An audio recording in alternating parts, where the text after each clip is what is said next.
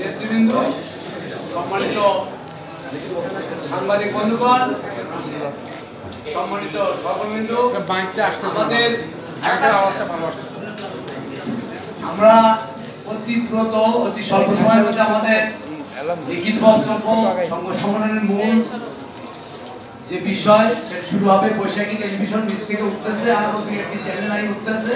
আমরা মনে হয় সর্বোচ্চ 5 মিনিটের মধ্যে শুরু করব। সম্মানিত নেতৃবৃন্দ, আজকের সংবাদ সম্মেলনে লিখিত বক্তব্য পাঠ করবেন বাংলাদেশ সরকারি তৃতীয় শ্রেণী সরকারি কর্মচারী সমিতির সুযোগ্য সাধারণ সম্পাদক